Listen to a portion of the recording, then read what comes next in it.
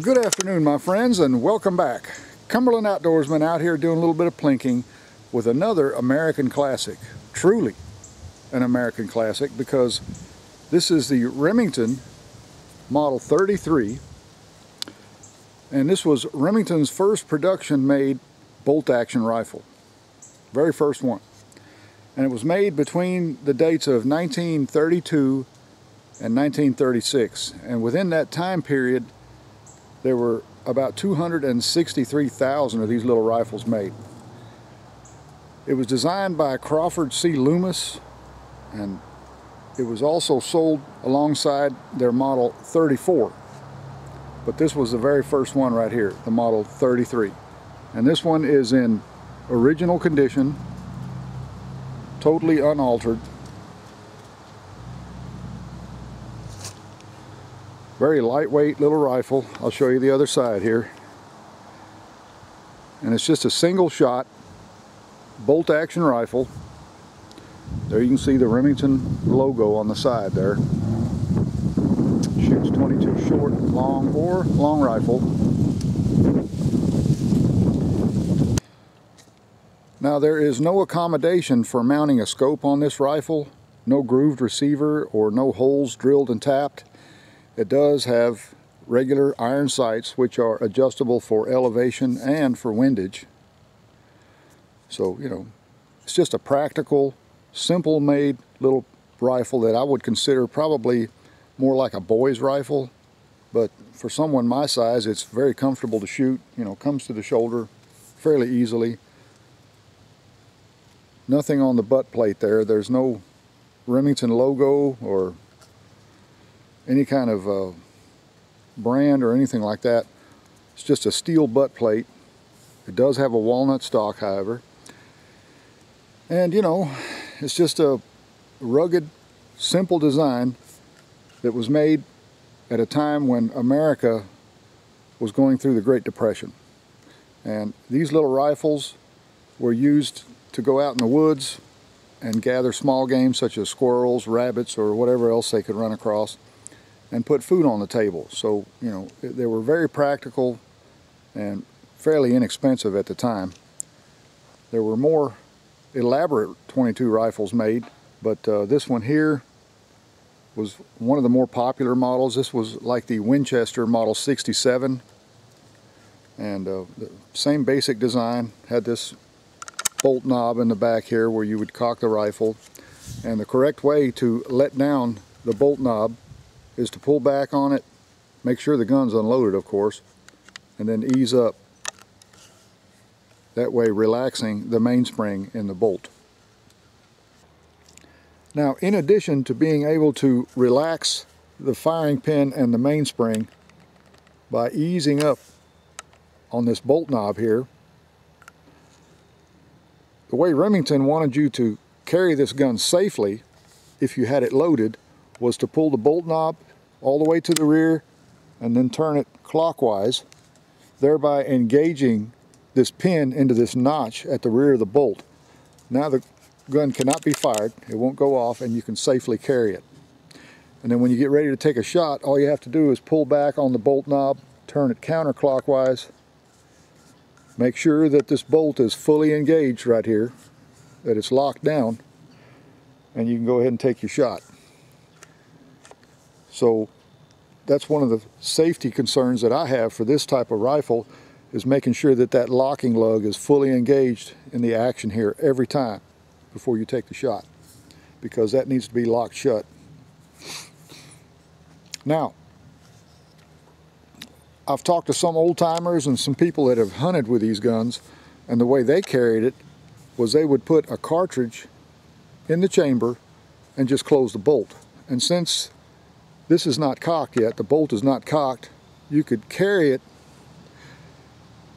rather safely, I would say, without any fear of the gun going off, because the firing pin and the mainspring are not in the firing position. You know, they're not in battery position. So with a cartridge in here, all they would have to do was pull back on this knob and take the shot. That is, however, potentially dangerous, because if you've got a live cartridge in here, and you were to inadvertently drop this gun and hit that bolt right there, it could accidentally go off. The chances of that happening are pretty much slim and none, but you never know. The gun was designed by Remington to be carried in the safe position like that if you had a cartridge in the chamber. And then when you get ready to shoot, hold down on this bolt right here, because if you don't, the bolt would come uncocked, as you just saw right there. You know?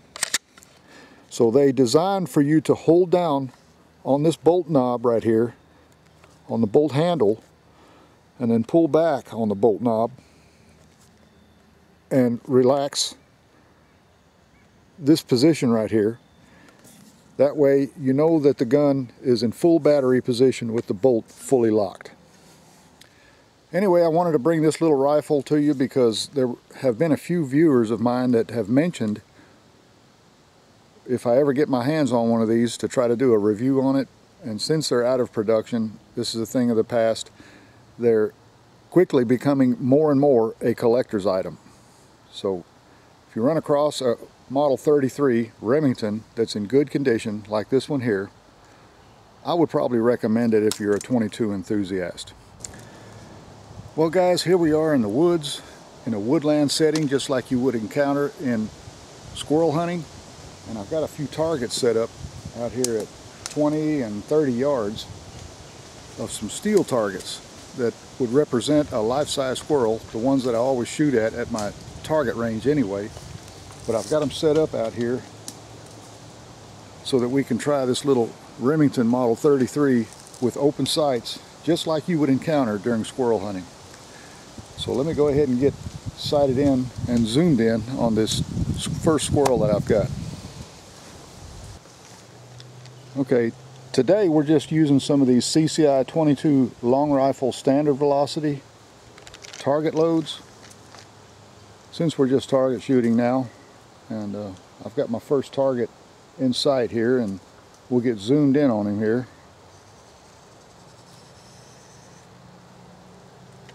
There you can see that squirrel sitting on that little stump down there. Let's see if we can connect with him.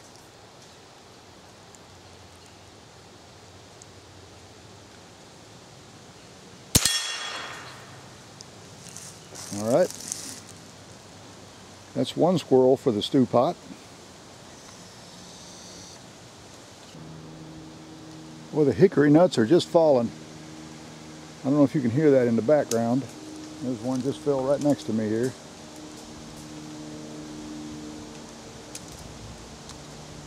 But there's a squirrel down there, right at the base of that little maple. Kind of hard to see. He's out there about 30 yards or so. Be a little bit tougher shot, but I think we can manage. So here we go.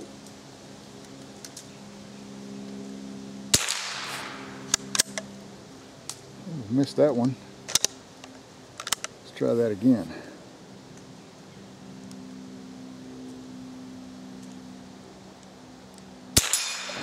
All right.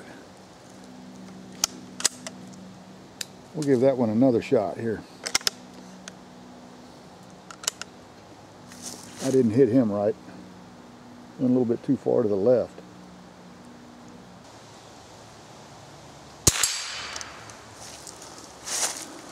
Okay, that was a headshot.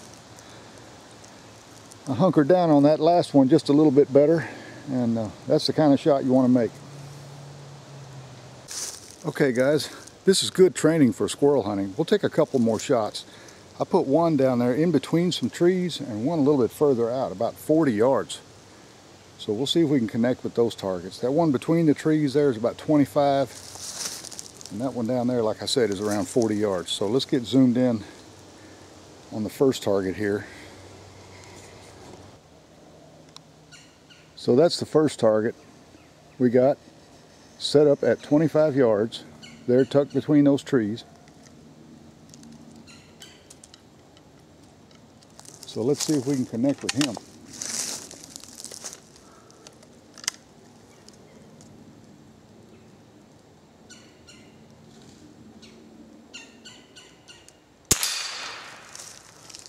Okay, that one there's down. Okay, and down here at 40 yards, there's a squirrel right at the base of that tree. I don't know if you can see that or not. Pretty good ways down there. Let's see if I can connect with him.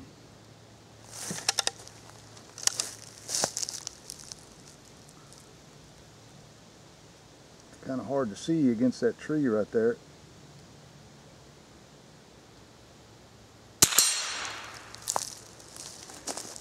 All right, got that one.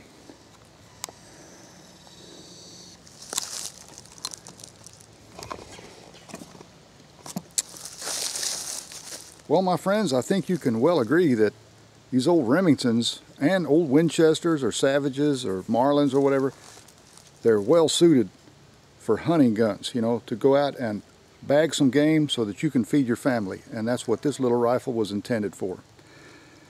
Let's step back in time for a moment. Maybe it's early fall of 1938. You're a 12 or a 14-year-old boy. Your dad just sent you out in the woods to go gather some meat for supper with your Remington Model 33 bolt action 22. So you remember a place on some distant ridge where you saw some squirrel activity because you remember there were a lot of hickory trees and oak trees in that area, just like right here in this woodland setting. So you come in here in the early afternoon, you find you a nice shady, quiet spot. You lean back against a hickory tree like the one behind me, and you just watch the woods. You know, let everything settle down, let everything get quiet, and get ready for a shot. Out in front of me here, I've got those two steel targets just to kind of simulate that. So let's take some shots, not with the 22 long rifle, but with the 22 short hollow point, which is most likely what you would have carried at the time when you were a youngster and you went out and went squirrel hunting, just like I did when I was younger. So we'll get loaded up here.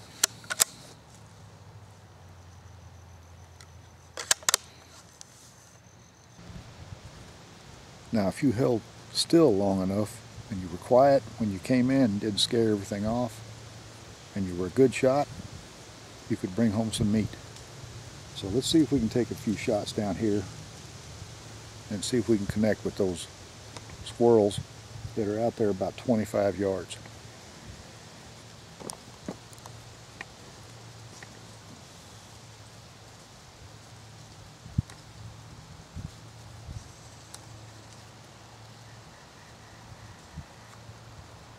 There's the first one.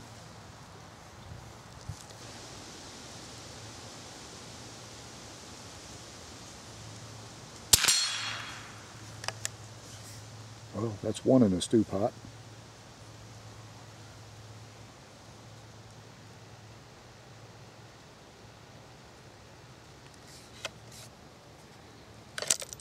Oh, another one just came down out of that tree there.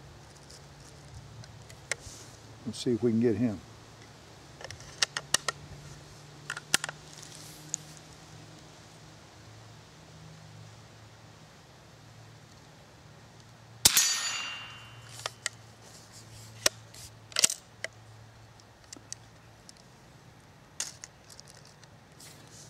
Let's take another shot here.